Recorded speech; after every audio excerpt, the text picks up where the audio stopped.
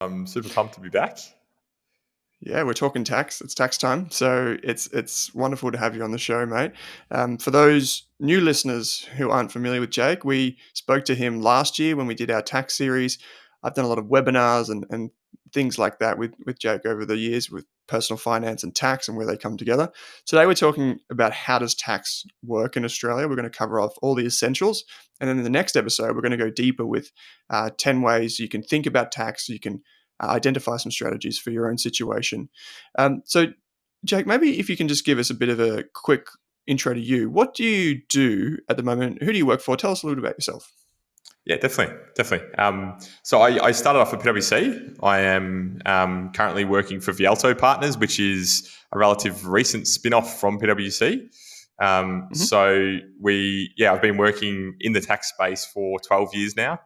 I really enjoy speaking. As you mentioned, we've done a few things now together, which is really cool. So whether that be webinars with, say, sole traders and even, say, rideshare drivers, or there could be, say, even as part of our broader tax team, even, say, CEOs and other business professionals moving overseas is another big part of my role. So what does tax mean for them in terms of foreign income and everything else, or vice versa coming into Australia? So, yeah, been in the tax space for a while.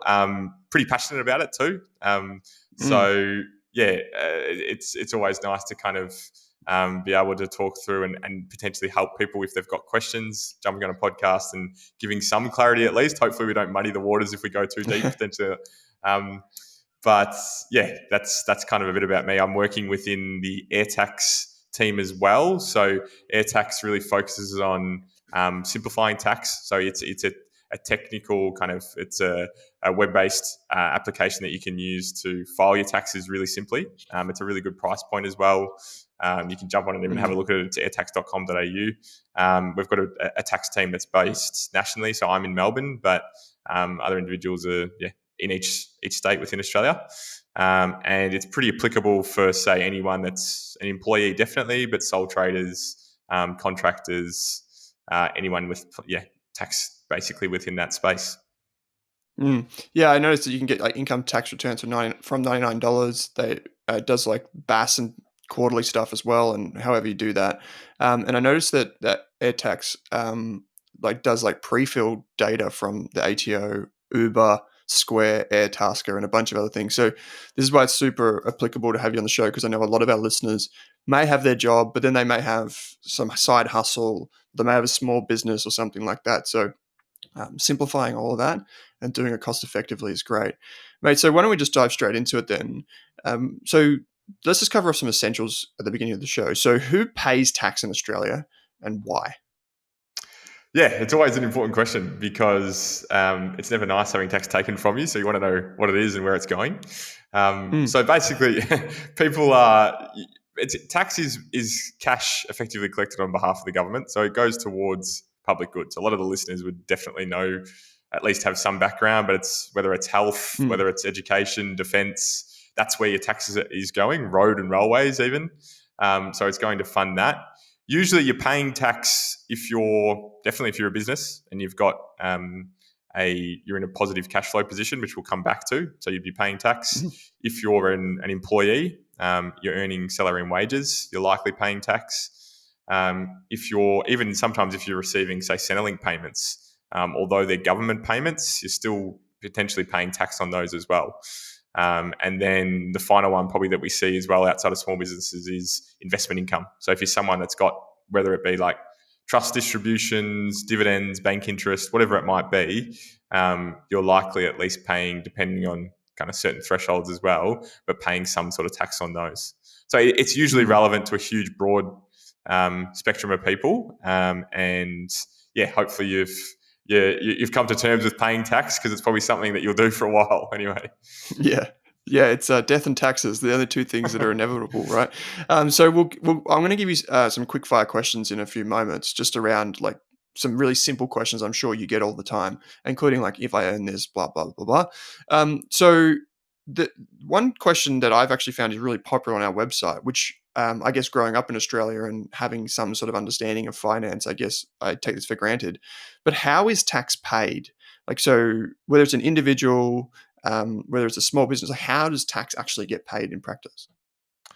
I think it's a really good question, only because it varies definitely. Say for people that are new to Australia, Australia is it's a really good tax system in a sense of withholdings and things, which I'll chat about. But it's definitely different to other countries. So, like you said, growing up, we're used to say part of tax in Australia is PAYG or pay as you go system, Mm. which is say very similar to a US system or a New Zealand system as well, where you basically you've got your gross income that you're receiving, so it's your total income from your employer, and we're talking Mhm. about say employees at the moment. You receive your gross income, and then in your pay slip, you can see that each time you're paid, you're actually losing a bit of your money, and that's tax that's going that the company is actually withholding on your behalf that goes towards your year-end tax bill, I suppose. And that's it's I mean, it definitely helps smooth the process. You can imagine if you didn't Mm. have that and you came to the end of the year, it'd be pretty scary to actually come to file your taxes as an employee without any. You want to be pretty good at parking some of that cash, otherwise you'd have a big liability at the end. So pay-as-you-go taxes, I think for employees are the most common. You've got things like installments, so PAYG installments or pay-as-you-go installments, which are different to those withholdings, and that's say for people that have businesses or other people that have investment income as well. So usually you have to have a Mm. couple of grand at least to start paying those installments. They're usually quarterly as well. Other things you can see, like GST is another big tax that people definitely in the whether you've got a small business or you're a contractor is relevant as well.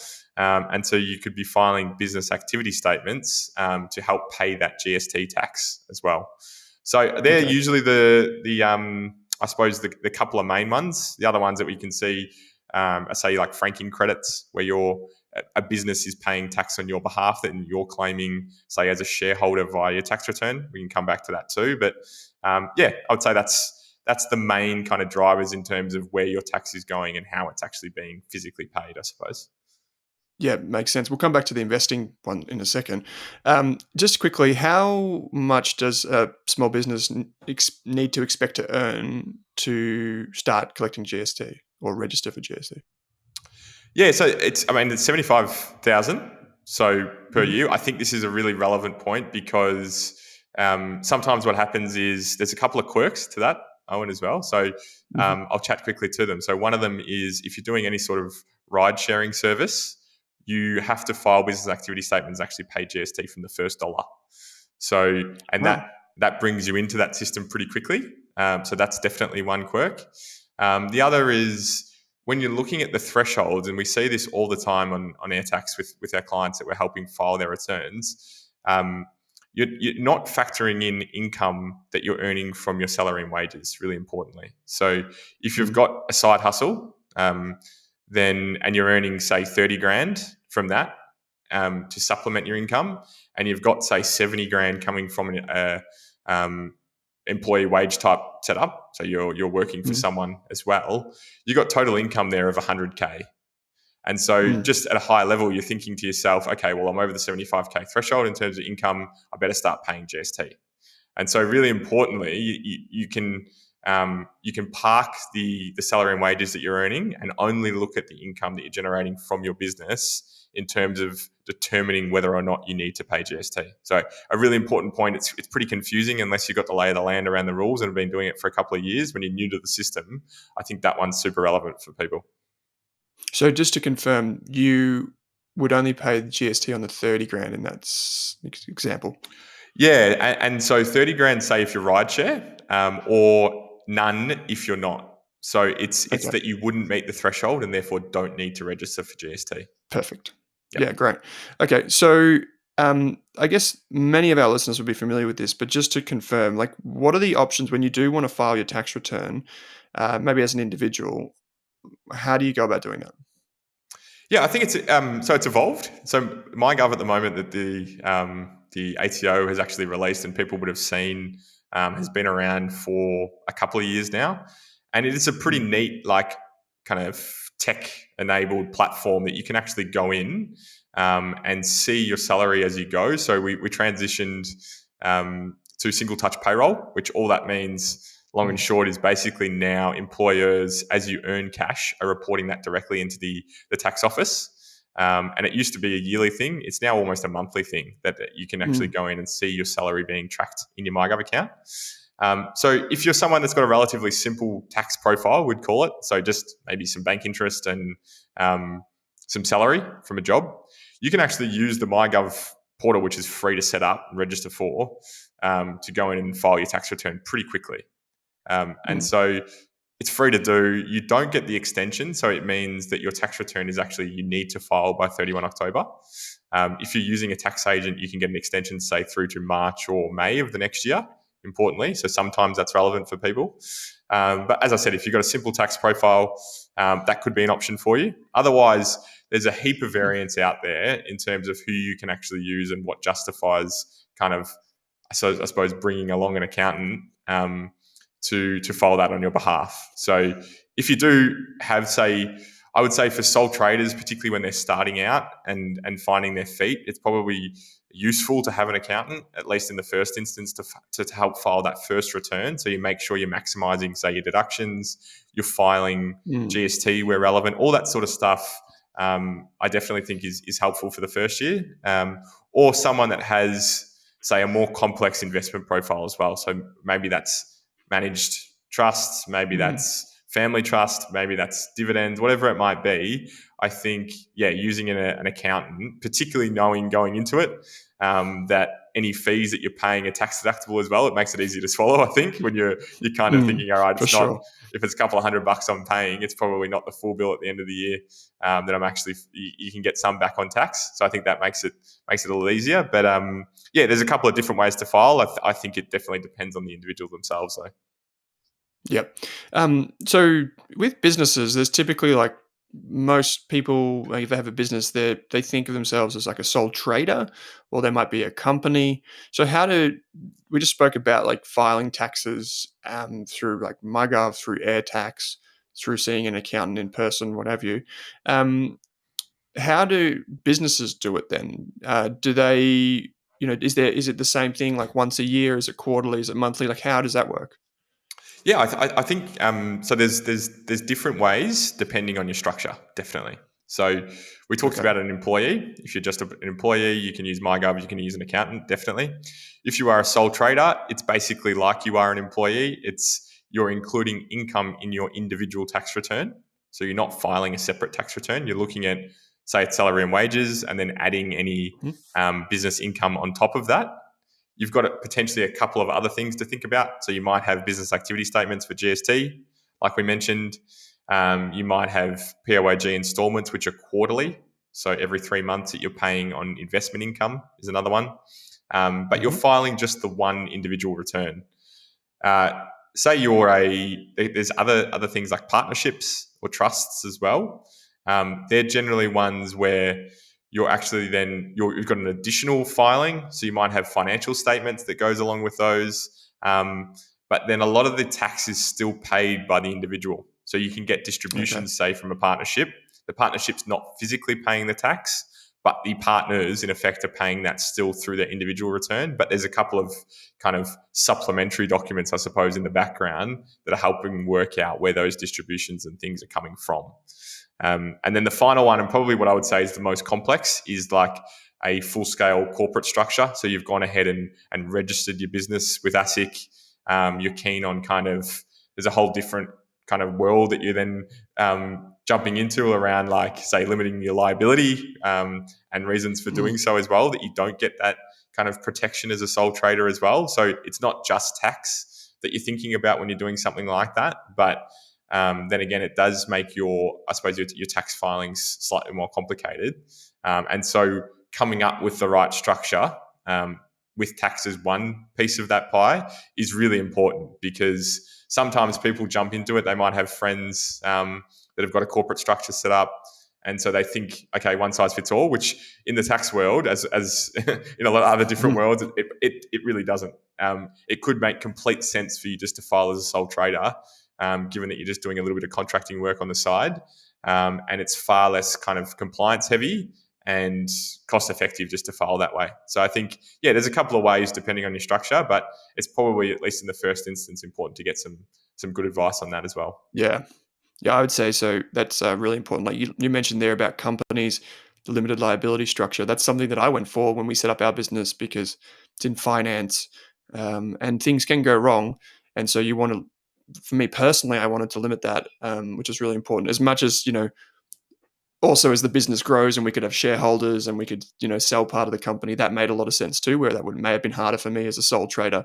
Okay, I'm just going to dive into a couple of examples. And fortunately, there was one of these on the Airtax website. I didn't even know, but it was about this first example might be relevant to some of our listeners who do some contracting on the side, or even have a job and then just do something else. So it's just a very quick scenario, mate. And it goes something like this. I'm a contract designer who also has a full-time job.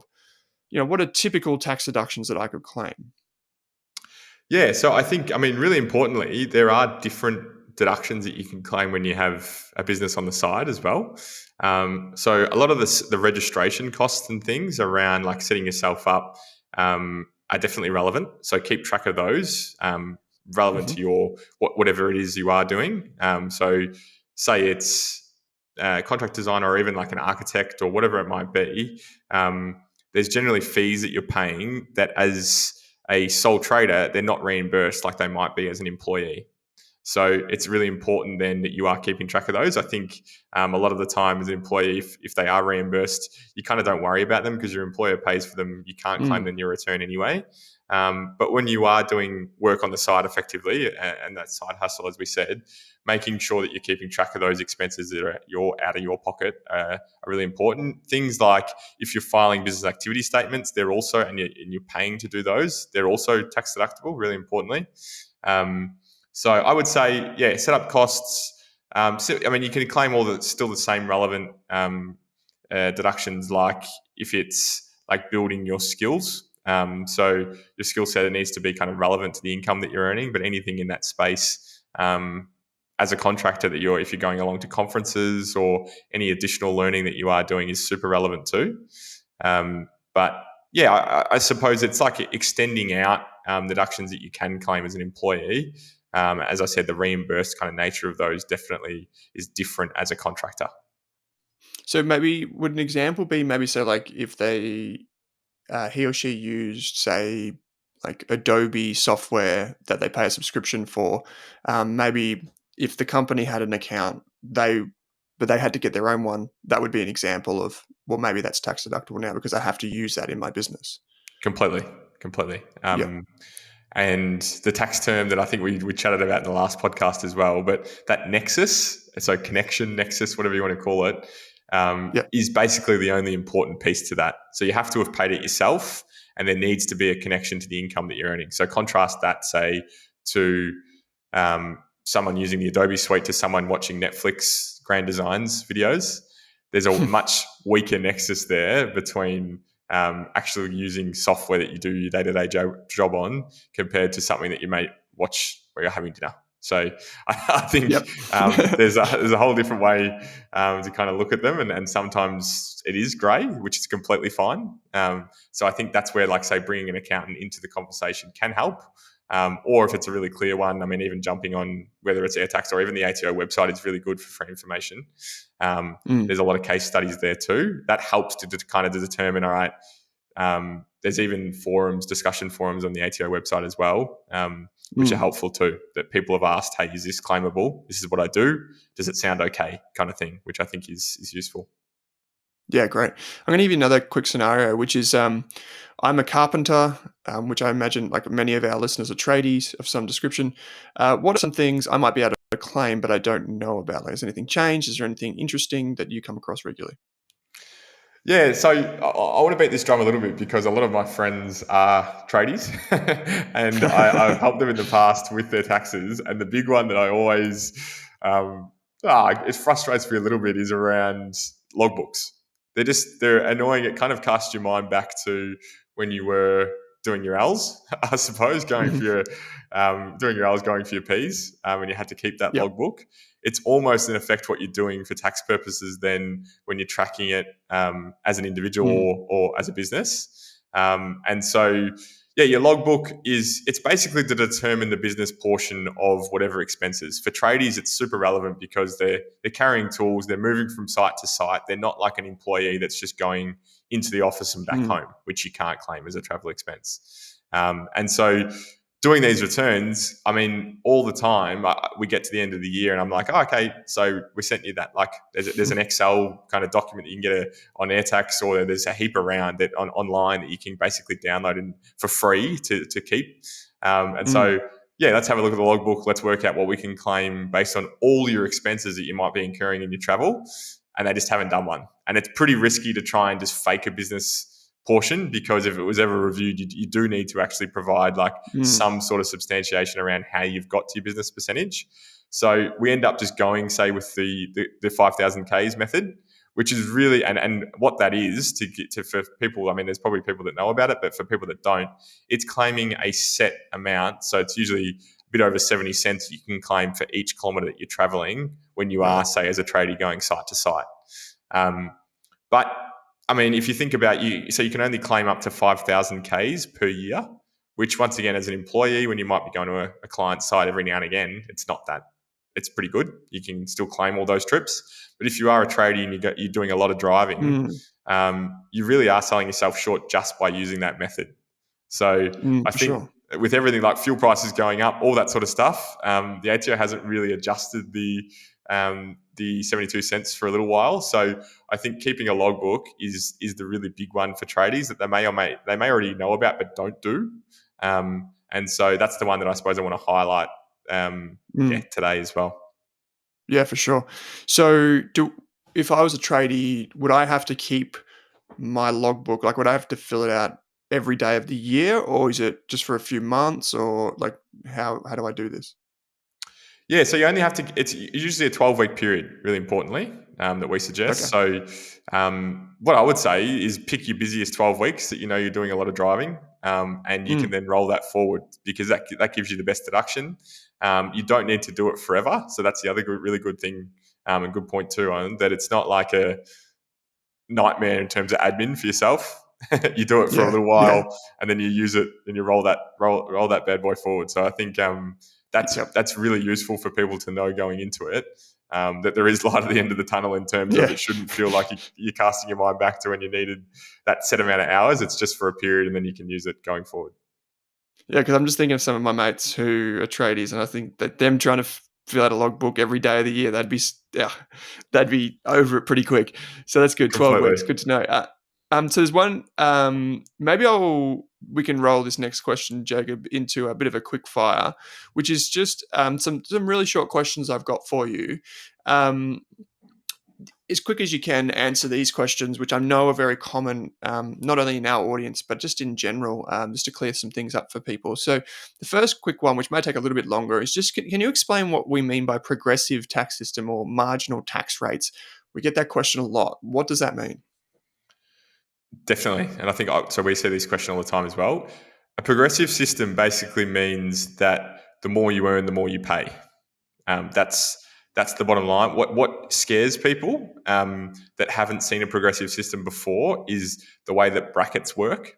So Mm. interestingly, there's a couple of brackets, and they're pretty big brackets within Australia. But so like our top bracket of 180K, and you're paying with the Medicare levy, for instance, 47%, which is a massive tax whack. It's So people huge. think, okay, am I better off earning 179,990 and keeping Mm. under that bracket to make sure I'm not paying the 47%? I see And that so all the time. it's interesting within the progressive system. So all it would mean if you hit the 180, or let's call it 180.01, so a dollar Mm. over it, you're only paying the next bracket on that $1. It doesn't mean that all the income up until that point is now subject to that top marginal rate. And that's kind of the crux of the progressive system. It's banded, and it means that definitely the more you earn, even if you're looking at an average rate, for instance, that people are super keen that are talking what's my average rate for the year, it does mean that increases. But it increases much slower than if you're thinking, okay, I don't want to jump into that next band because then I'm subject to all of my income at that top rate. Yeah, I often hear, and it drives me insane, Jacob. People say, "Oh yeah, no, I don't work the extra amount because then I pay more tax." I'm thinking, what? No, like what? Like it's like the way I think about it is like a bucket tipping over into the next bucket, and you only pay the 47% if you earn over that amount of money. You're still making money. So anyway, Oh, completely. okay, so yeah, another one is when do I have to pay my tax? So like, what is my deadline? I think you mentioned it earlier on. There's a couple of deadlines depending on who you are and who completes your tax. So the first one, if you're a normal employee that does your own tax, good on you. That is 31 October is your due date, and it's usually 21 days after that you're due to actually physically pay any tax. So the ATO is pretty good. Usually a refund is within a couple of weeks, 14 days, if you've got a refund with your tax return, unless there's anything funky going on and they're looking a little bit deeper. They do that all the time as well, so it shouldn't be scary. It's usually 14 days that you get your refund, or 21 days that you have to pay the tax after the due date. Importantly, if you're behind in your taxes, don't stress. A lot of people are, I promise. But it means that taxes are due still 21 days from your original due date. So Okay. importantly, and I know there's a quick fire question and I've just ruined your scheme, but I want to say like the ATO, I don't want to speak on their behalf, but they're pretty good. If you explain your circumstance, even if you've got, we call it GIC or general interest charge, that's been added to your account because you're late in filing. If you're helpful in providing a reason and you actually pay, not inclusive of that GIC or interest, if you pay your liability that's owing, they're likely to actually remit the interest, which is nice. So I would say that's an important takeaway: is get your returns up to date as quick as you can, pay any liability that you are owing, and then see what they can do around the interest charge. Okay, so yeah, I think this is really important for a lot of people, is just communicate either through your accountant or through the ATO directly, right? Just be open with them and work through it. Yeah, because there are a lot of people in that. Like I've been in that situation many times as a contractor because I don't withhold enough tax, and then I know that I've got to pay tax, and I'm like, oh geez, I've got to earn more to make up for it and whatever. And you feel like you're constantly catching up. Okay, so you've answered this question, but we could probably answer this one really quick. Can I lodge my tax directly? If so, how do I do that? Absolutely. So you can. MyGov is the easiest way. It's in Australia. There's a heap of other tax programs out there, some free, some not. But otherwise, tax agents are the other easy way too. Yeah.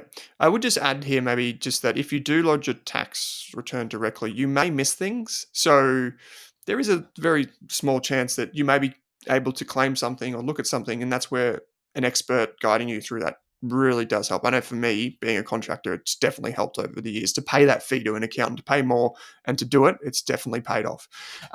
Okay, so question number 4, which is a very common one, particularly if there's like two people, there's a couple and one of them earns more than the other one. It's this one. If I earned under $18,000 or thereabouts, which is the lowest tax bracket, how do I pay tax, and do I have to lodge my tax return? No, yeah, agree that this is a really common question that we also see. So if it's just that if you haven't had this, and there's a couple of takes of this, so bear with me. The first is if you've had any tax paid during the year, so whether it be, say, withholdings, or you've had franking credits or whatever it might be, even if your income's under the 18,200 in total for the year, you should still lodge a tax return. And the reason being is that you can usually get a lot of that tax back. So you're leaving cash on the table with the ATO if you haven't lodged your return and you've paid any sort of tax. Even, say, another common one is if you haven't provided your TFN, tax file number, to the bank, they'll withhold automatically on any interest. I know interest rates are pretty low, but at 47%. So you can get that tax back if you lodge your tax return. So I would caveat that, yes, if you've had no tax withheld and you're under that bracket, you don't need to actually lodge a tax return. But then the other thing that you do need to do is either via MyGov or a tax agent is actually, the technical term is non-lodgement advice. So it's basically just, hey, ATO, I'm either under the threshold or for whatever reason I didn't need to lodge a return this year. Note that or update your system with that, please. Otherwise, if you don't do that, you'll log into your MyGov or you'll go see your tax agent and you'll say, all right, you've got 4 years of tax returns outstanding. And you've actually got messages in your MyGov, for instance, from the ATO chasing you on all of these. So it's just an annoying thing to find out after the fact. So just jump in, but like I said, whether it's on MyGov or with your accountant and actually just click through to say that you don't need to lodge a tax return for that year. Yeah, makes sense. So, so if you think that you're under that amount, you don't have, it's not worth claiming. Just go in there, tick the box, and say, I'm okay for this year. At least the ATO knows what you're up to, and they can acknowledge it on their end. Okay, so there's many of these questions, by the way, came through from Instagram or from our Facebook group. This is a really, really common one. This next one, mate, is what happens if I claim something and I wasn't allowed to? Love it. And the first piece is don't freak out, like a lot of people do. So I think number one, you can always amend. Usually, rule of thumb is if you claimed it ages ago, so we're talking years ago, more than 2 years really, as a general rule, then you probably don't necessarily need to go back and amend. I mean, it's usually the review period that the ATO uses is 2 years.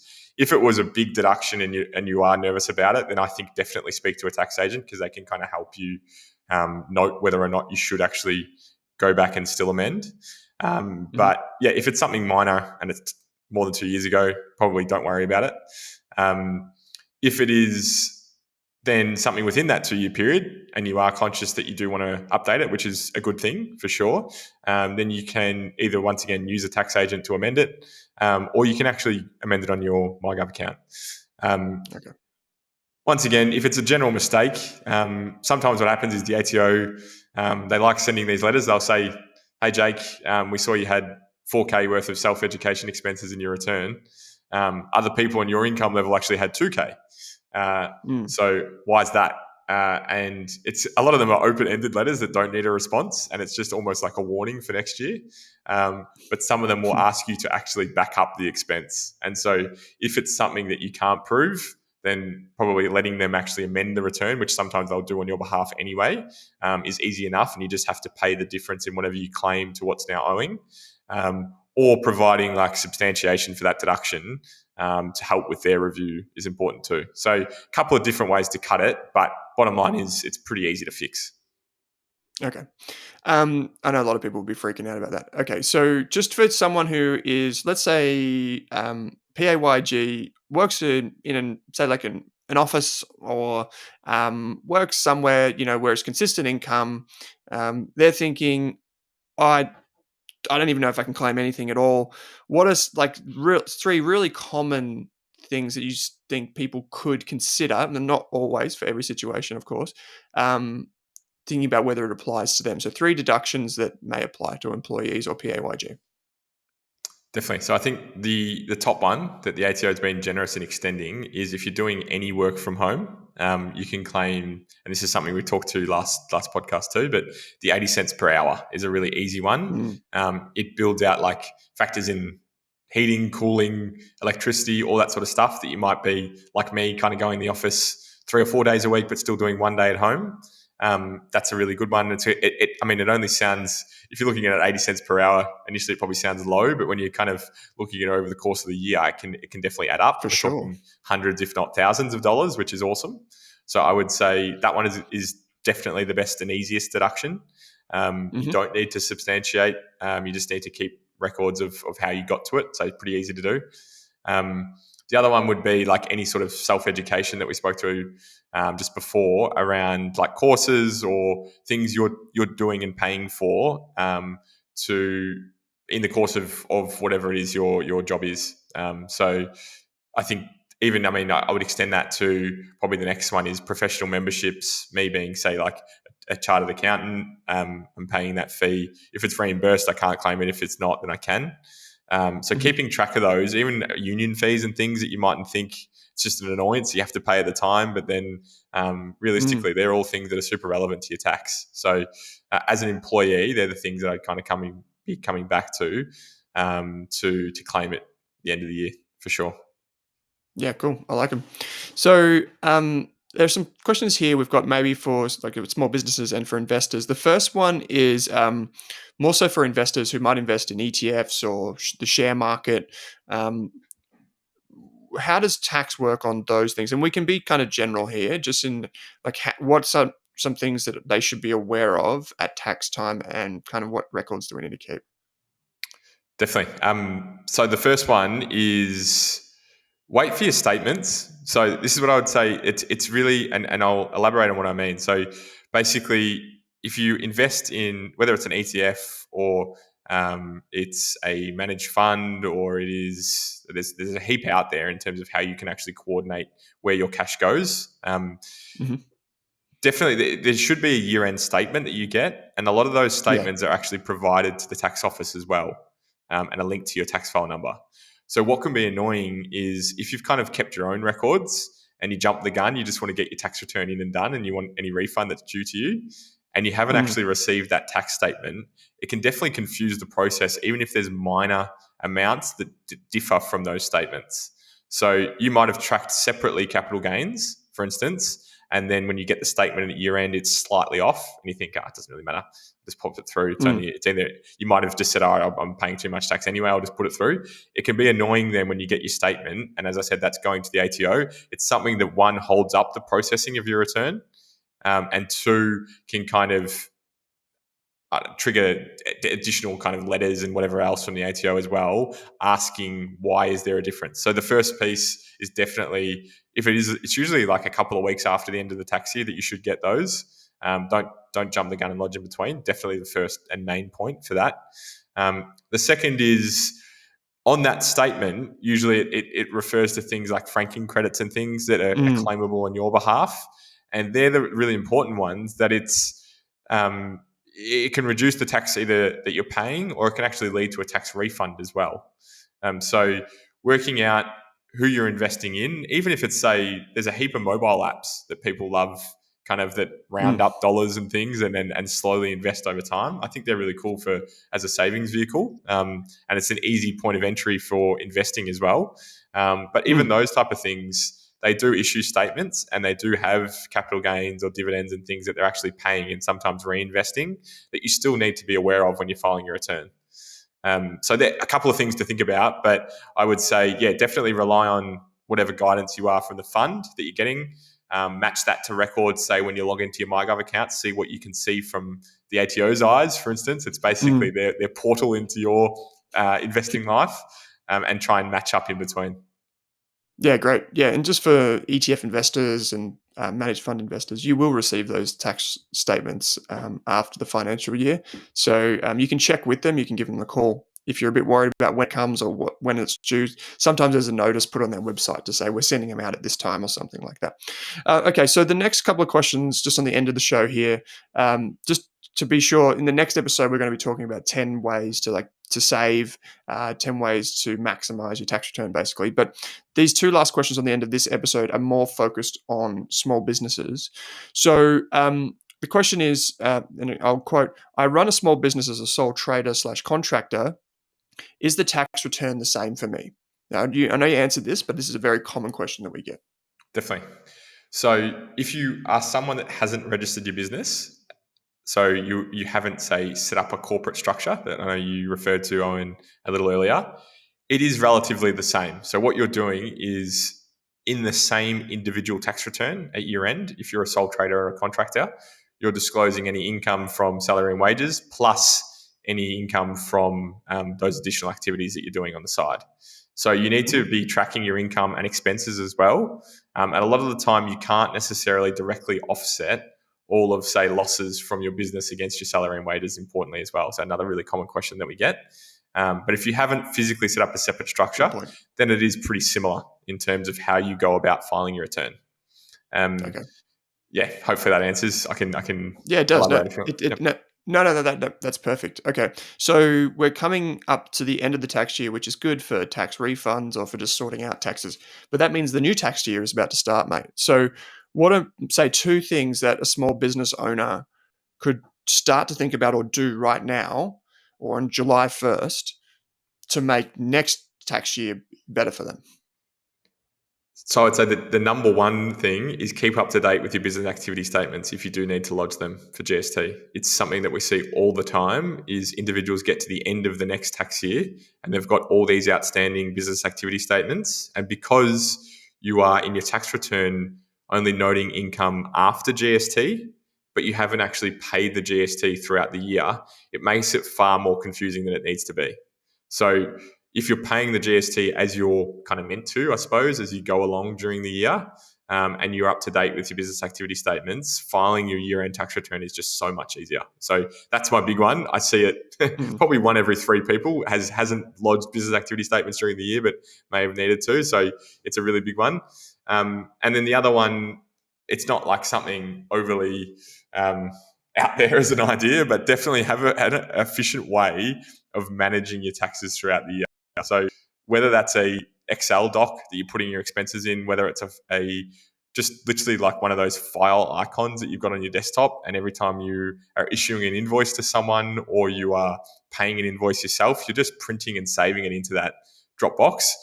All those bits and pieces are super relevant at tax time, and it's something as an accountant we kind of promote to people, but it is as an individual or a small business where, I mean, cash is everything to you. Cash flow is super important. And if all those things you are at the end of the year getting some sort of tax benefit from, it makes it far easier to kind of stomach the quick 5-second process it does to actually save them. So yeah, although at the end of the year it seems like a bit of a headache to go back and trace those, if you're effectively, what I always kind of go back to people to say, all right, it might take you 3 hours, it might even take you 5 hours to go back, even if you haven't done it during the year.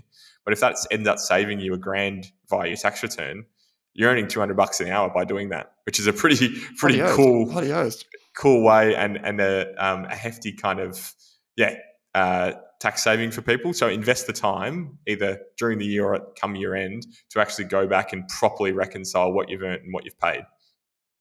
Can I just ask one little final question on the end here? Let's say I have a small business and I don't know, I take a client for a coffee. Do I have to keep the tax receipt for that? So, it definitely comes down to what you're doing. If it's a coffee, it's potentially, if it's just entertainment, you necessarily can't claim it. But I would say for all expenses, one, either for ATO records, if they're major expenses, or for yourself in tracking them, easiest way is to have a corporate credit card.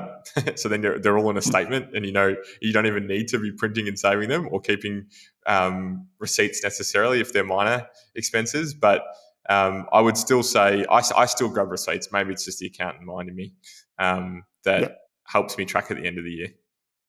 Okay, that's great, mate. So this brings us to the end of the first episode with you, Jake, and we're going to put a bunch of links in the show notes to Airtax, to the ATO website, to some Rask stuff, to the former interview that we've done or the previous interview that we did together. So be sure if you kind of missed anything or you need to replay or you think, oh, that applies to me, including say like the logbook from Airtax, jump into the show notes because now is the time to get on top of this.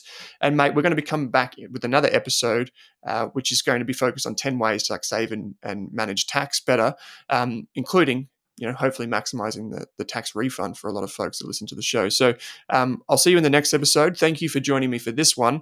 Super informative, mate. You always make tax fun. You got a smile on your face. I love it.